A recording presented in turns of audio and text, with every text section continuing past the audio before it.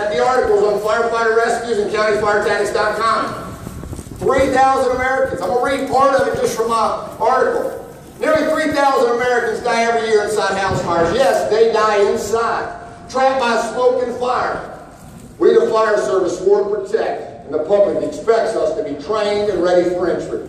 Ready to use our $2,000 air packs, $2,000 gear, and $10,000 thermal imagers. Technology, folks. Technology that we have failed to really embrace early on. 14 years later, and I'm still forgetting to use my tick sometimes. Unacceptable. Completely unacceptable. I attended FDIC for the first time back in the 90s. I was fortunate enough to hear Bob Presley speak on the big stage about how many Americans, 1,000, could be dying each year because of lack of trained firefighters. That's right, a lack of trained firefighters, not understanding how to read the building, given a chance of survivability, and possibly put the civilian before yourself, putting them first, because that's what they think you do. 1,000 could be dying each year. That's a big number. Because of a lack of trained firefighters responding and conducting proper searches. I remember fire service leaders questioning VES. Can you believe a chief officer would question VES and call that's a New York tactic? We don't need that. Anybody heard that? Raise your hand if you've heard something like that. That's the FDNY. Raise your hand. Hold it up. Raise them up if you heard. Raise them up and keep them high. Look at that. That's disgusting. FDNY has been saving people since before my dad was even born from fire, because they put the civilian first, not themselves, questioning VES. It's amazing how things change.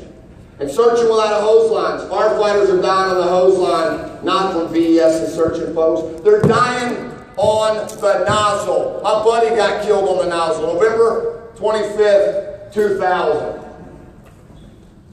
He was on overtime. He missed the list the day before. They skipped him. He drove for me on a heavy rescue because my buddy, my best friend here on the third row, was off that day. When he was off, Maurice drove for me because it was my job to mentor him.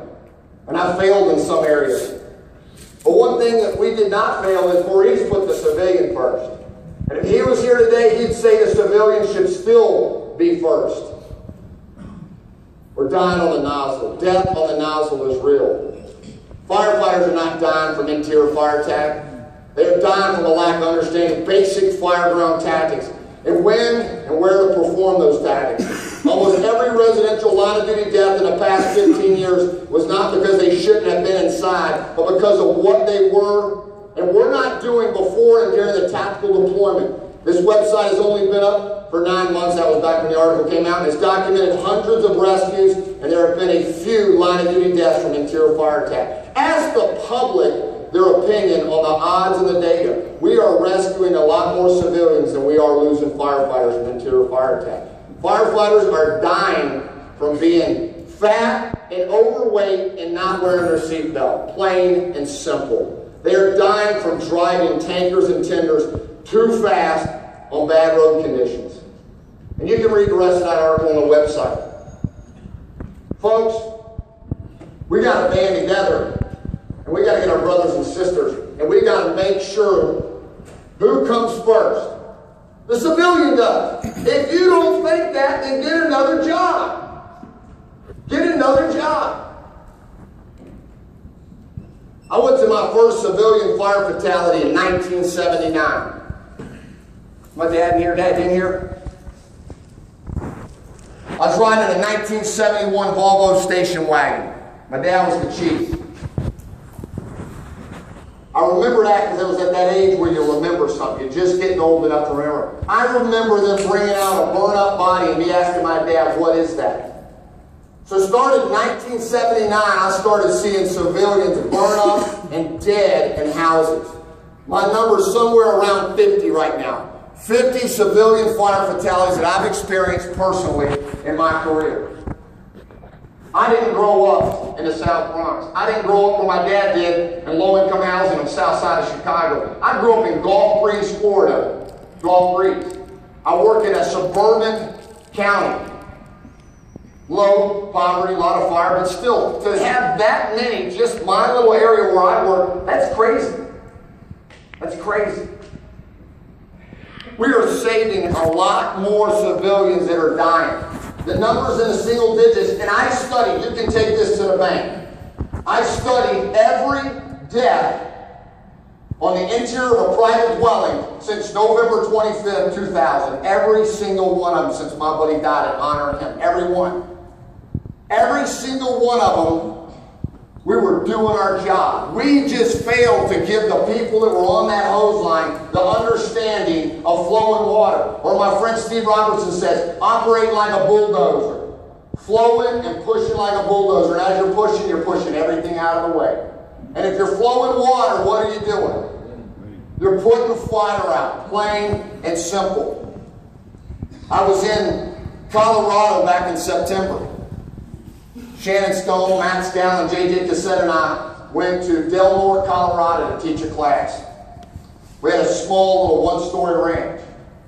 We packed this room with a couple of couches, a bed, a lazy boy. We loaded it down. If you all was here, Steve Kerber and Dan Mamakowski, very sharp, intelligent individuals. I have studied and read everything they put out.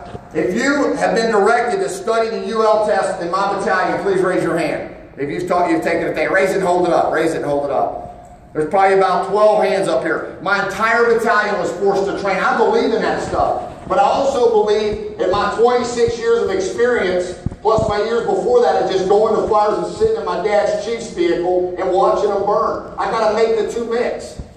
Plain and simple. We have to understand flowing water. So we get back and we talk about that house in Del Norte, Colorado. We lit that thing off, man, had more megawatts, could have flashed over this whole room. Who knows what it had? Literally, I bet you it had 15 megawatts.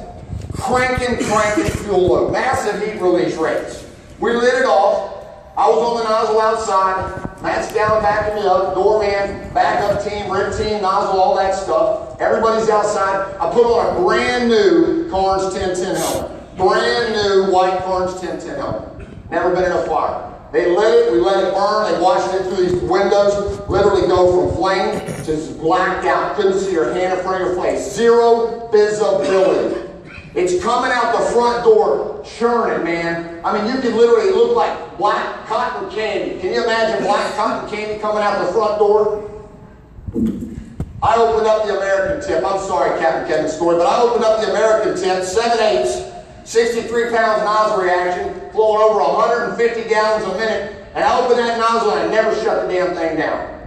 I pushed down a 15-foot hallway with a great backup, man, and I was flowing as I was going. Working at 150 to 165 gallons a minute, 2.5 gallons per second. Never saw the first fire. Didn't see the first orange bit of glow. Pushed in, just went into the living room, family room area, just knocked it down, smoke lifted. Everything in the room was incinerated. Was gone. I never felt the first bit of heat. Walked outside, I took a rag and I wiped my helmet off, and you could never tell it was on fire. Why? Because water on a fire is critical. Write that down. Water on a fire is critical. It's very critical.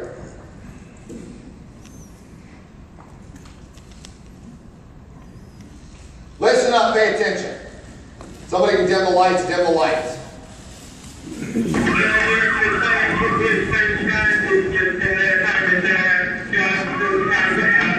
Right there, walk through the spring, you'll see fire blowing out the Bravo side. Heavy fire on 3 wings, right there.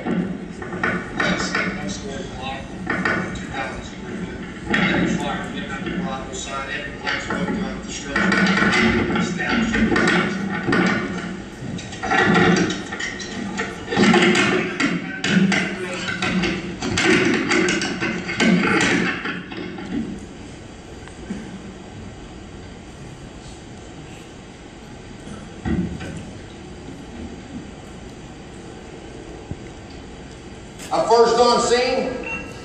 What am I going to do? What's my job as the first arriving soldier firefighter? Rescue. Put on my gear. Wear my gear since I'm in a Chiefs car. Unacceptable when Chiefs go to fires and they don't put their gear on. Completely unacceptable.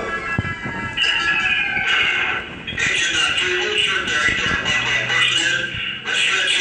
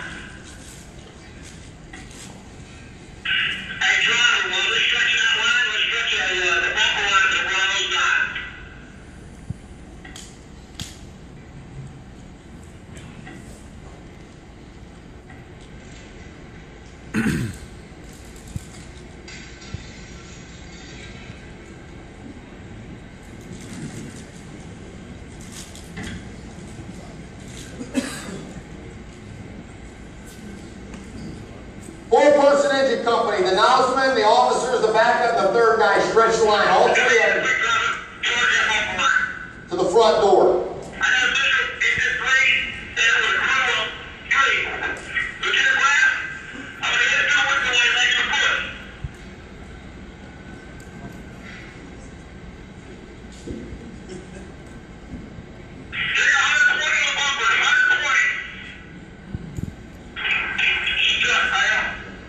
What do you already know is happening in this color of this smoke? Is it changing already? What are we getting? But we're not delaying the exit three-quarter line to the front door for the civilian that's trapped inside.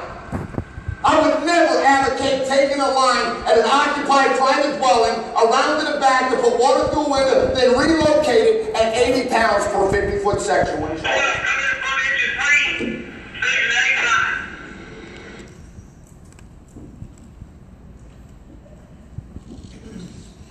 I don't have time to share that whole video.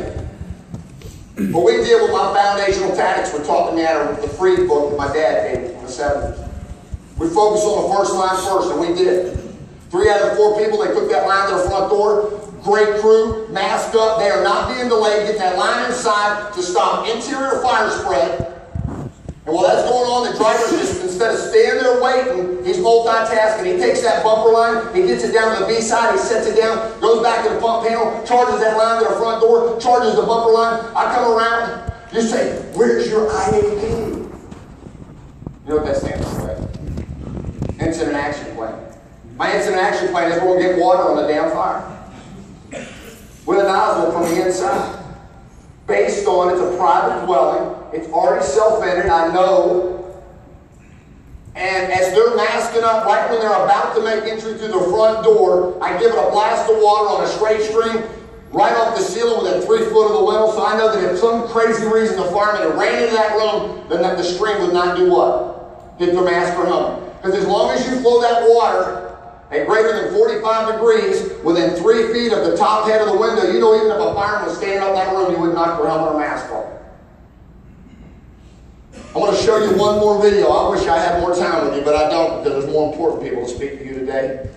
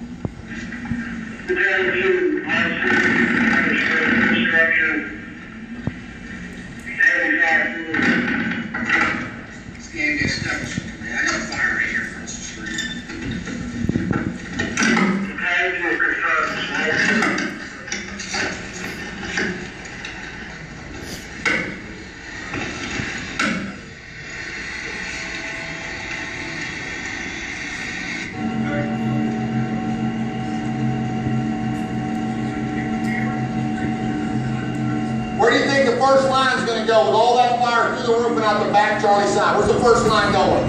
The front door to stop interior fire spread in case somebody's in a hallway that could still be alive. I cannot delay getting to them. Seconds count. Seconds count. First line's already being stretched to the front door.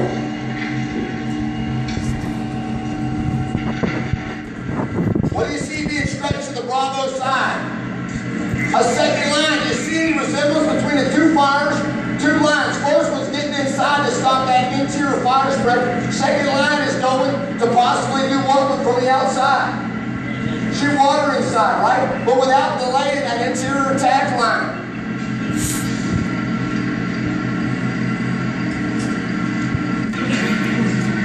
Yes, that's me standing in the front door so I can see, feel, and smell the fire ground. I can know what's happening, what's transpiring with my men and women that are in combat. Not too bad. 7 minutes after my arrival, what are we getting already? Heavy fire, 2 or 3 rooms, and it's in the attic. Tongue and groove ceiling. It's all the videos you get to watch today. It's in the class about the people. I'll tell you one damn thing. You can write this down. is not about theory. It's about what my mentors that are teaching here yesterday and today have proven they can be successful over the last 35 and 40 plus years. I don't want to go to another fire and have somebody brought out and put in a body bag. I'm going to tell you, I know what the sound of a body bag is. The zipper's different than any other damn zipper out there. If you've heard enough zippers on a body bag, you know what it sounds like. It sucks. Because I put the civilians first. My wife knows that. I don't fight fire stupid. I'm a very safety conscious. Talk to anybody in my battalion. I'm OCD about safety glasses, gloves, flaps down, earmuffs when you're checking the tools in the morning. I'm smart safety. That's what I am, smart safety. I believe in what my buddy Lieutenant Ray McCormack talks about, tactical safety, right? Doesn't mean handcuffing ourselves so we can't get the job done. Go out and tell the public you come first and they come second. I sure as hell hope our military don't operate like that. Because I'm going to tell you, 3,000 plus Americans die every year. Do you know last year the percentage went up? It's the worst since the 70s based on percentage of fires. People are still dying in fires. We're making rescues. Just go to firefighterrescues.com. That's the good side. I challenge you to have the courage to be inside, go to a fire, and I'm there. I can make a positive impact on the civilians and the public. They tell me thank you when I'm sitting at a restaurant. The waitress comes over and says, hey, a couple just left, they bought your bill. They said, thank you for serving in the fire department. Why don't you join the 5% club? How many of you think you're in a 5% club? Raise your hand. How many of you feel like you're in a 5%? How many of you feel like you're in the 1% club? Why are you here? I hope all of you are in the 5% club. I truly believe in the American Fire Service is 1 to 5%. I say 1, my wife said that's negative thinking, so I gave her 5. 5% that really think about the fire department coming and going, right? 5%. My buddy Jason Martino, 20-some years ago, Pensacola, 1971, chiefed in 100-foot aerial downtown Spring Street. Great times, man. Private dwellings, largest lawful life, 3,000 plus a year. Highest percentage of fires, largest number of fire fatalities. Kendall Bryan, Maurice Bartholomew, Oscar Armstrong, Stephen Solomon, Brian Carey, Matt Burton, Scott Desmond, San Francisco, Toledo. Guy that died in Toledo was in our class in Bowling Green, Kentucky. But it hits home when you read about somebody you trained and then they die in a fire. And guess what he was on? I believe if the nozzle firefighter was truly able to flow and was flowing over 150 gallons a minute, not one of them would be 6 feet under. I think they'd be here. Other things happen. Residential is fire behavior, commercial is building construction. We have to have a different view. That's what this is. What am I doing right here? Where am I at in relation to a building? I'm outside. I'm not against shooting water in a window when it's necessary, based on fire conditions, building construction. But I say you one damn thing, when I'm going to a fire, my brain's thinking, what are the reasons why I can be inside? I don't pull out the door thinking why I have to be outside. When I got started riding the back of a rig, when we went out the door, the mind was offensive. You know what I think part of the fire service mind is now when they roll out the door? It's defensive and then they think about going offensive. You win many ball games operating like that? If everybody played nothing but defense, what would the score at the end of the game be, folks? 0. Wouldn't be very much fun to watch. That's why most of you don't like watching a real sport, soccer, because the score is low. The score is low. Best job in the world. I've always loved the fire service. It's all I really know.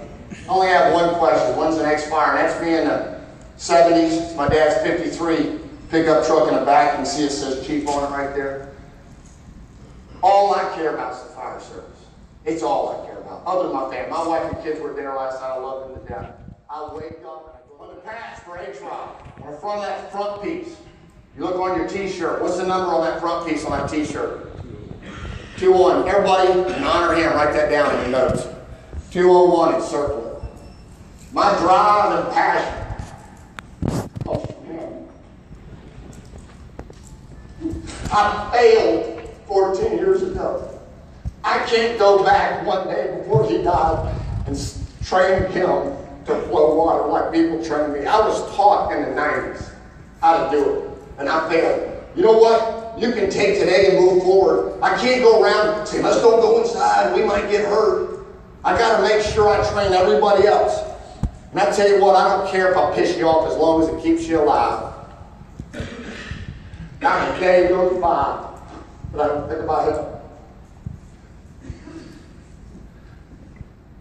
I've just come to terms that I have PTSD on a minor scale, nothing like our soldiers because of him, because I know that every day I wake up and I want to make the most out of my day training my firefighters and the American firefighters, because he should have been in that house.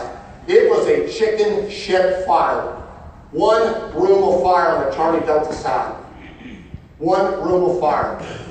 I just failed, we failed to explain the bulldozer mentality, flowing water, get the nozzle to receive the fire.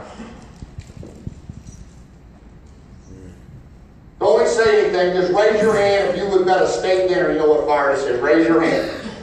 Raise your hand high. Raise your hand high, hold it up. Look around, Captain Justin. 1, 2, 3, maybe 4. That's unacceptable, guys. You should know this fire. Illinois, man. I should show you a picture of just about any residential building where a brother dies or a sister dies. I should be able to show you a lay log, squirrel nest, Costa. It don't matter. I should show you any one of them houses. You should know where the fire was. There's not that many that you can't study. Right here, do I think on 2 lines should have been stretched? You damn right. One down the B side, put water on a fire. I still think the line should have went through the front door. I just think it should have been a different line, and it should have been flowing to put water on that black smoke so it doesn't light off. And we got to control. I'm not knocking them. I'm here to teach, man. I'm here to teach. I call a spade a spade. 2 guys here, 2 guys here. That's 4, 5, 6, 7 guys. Those 7 guys need to focus on getting 2 lines before they start giving it oxygen and all that. This picture right here is about 10 years old. Raise your hand if you've been in my gallons per second class. I started teaching gallons per second in 2006 at FDIC. In 2006, I was talking about shooting water in windows from the outside. I got Captain Justin, my mentor, that knows I believed in it back since before then. But the problem is, we went from trying to teach people when to do it in a seminar, in an 8-hour class talking, to now these people are doing it based on some video or theory, and they're going to fires. Don't think it's not happening. It is. Fire departments now, based on what they see on Facebook, which I think ought to be outlawed now, are pulling up on like 2 fires I just showed you, and guess where they're taking the first line, and only 1 line's being stretched. Around back, because they think that's the best thing to do. So they go around back, they shoot the water in the window, and how long does it take to get that line back around front and come inside and get that fire traveling down the hallway? So I think we ought to evaluate our tactics in private dwellings. It might need to be 2 lines. One goes to the front door so they're masking up, not delaying, and a second line can go around and maybe shoot some in. But we can't delay getting that line inside. I don't have time to tell you a story about this fire, but I was in command. Lines inside, they got 4 rooms of fire. It's heavy fire, man. I'm talking about, literally, I'm not kidding you. I know the megawatt system. There's probably 5 megawatts per 10 by 10 bedroom. Unbelievable fuel loads in this place. A hoarder conditions house. 2 lines couldn't make it down the hallway, break crews. I left 1 inside, holding the hallway in check to protect while they're searching this. I backed the second line out. I tell them to put it on a straight stream about whatever this fire was 10 years ago. Where's that stream going? It's a straight stream, off the ceiling. As soon as they knock that fire down, what do you think that crew inside now is able to do? Push down the hallway and get that room on the left that they can't get with that stream from the front yard. It's not because we don't want to go inside. Dress for the party, guys, ladies. You got to wear your gear. I don't care if it's 95 degrees in August in Pensacola. You'll wear your bunker gear. Plain and simple. What do you think? I definitely believe in science and study, but also believe we can't take our mentors that have proven something that works for 40 years, throw it out the window with the bathwater, and just start changing our SOGs. And yes, there are many departments that are already saying first water in all fires got to be applied from where? Did you know that that's a factual statement? So we went from one extreme, stubbornness, to now we're all the way over here. And I'll tell you, I've changed my tune on social media. You know what? I'm really pushing hard for the interior. Just a few years ago, I was going around teaching people to shoot water in the windows. But I know that I've got to make sure that we don't get so far in right field that we'll end up in the middle where we need to be, right? It's like there's 3 types of extrication. There's firefighter extrication, there's paramedic extrication, there's the right way. The firefighter way is cut the roof off, all the doors, roll the dash, and tunnel through the trunk. The paramedic way is just snatch them and get them out so the firefighters don't get all the glory. The right way is based on patient care, is it not? And the time when you get them out. I'm going to leave you with this.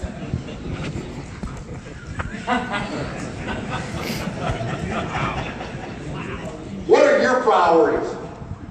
My priorities were the fire department and soccer.